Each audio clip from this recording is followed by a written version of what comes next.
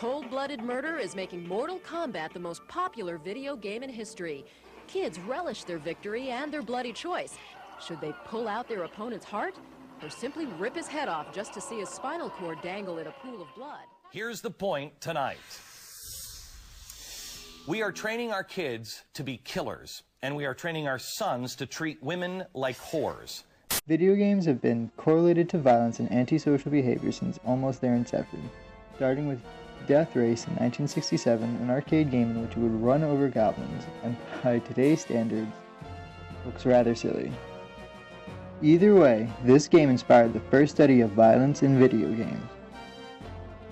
Today, games are stunningly realistic, complete with immersive worlds and complex puzzles, and you guessed it, loads of violence. But do video games really have a negative effect on everyday users? A study of over 1,000 youths showed game playing experiences are diverse, with the most popular games falling into racing, puzzle, sports, action, and adventure categories. A typical teen plays at least 5 different categories of games, and 40% of them play 8 or more different types of games. While some teens play violent video games, those who play them are generally also playing non-violent video games.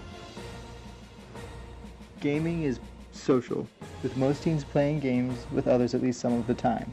76% of the gaming teens played games with others, while 82% of gamers played alone occasionally, though 71% of this group also plays games with others as well. 65% of gaming teens play with others in the same room. Not only do many teens help others or learn about a problem in society during their game playing, they also encounter other social and civic experiences. 52% of gamers report playing games where they think about moral or ethical issues. 43% playing games where they help others make decisions about how a community, city, or nation should be run. 40% report playing games and where they learn about a social issue. Ironically, they are more likely than others to go online to get information about current events, and they are also more likely to be consistently committed to civic participation and to raise money for charity. While this study is encouraging, I have to admit, we still don't have a complete picture of how video games really affect us. There simply is not enough data. But I think what the study proves is at least the average person isn't going to go randomly haywire and start beating up the elderly.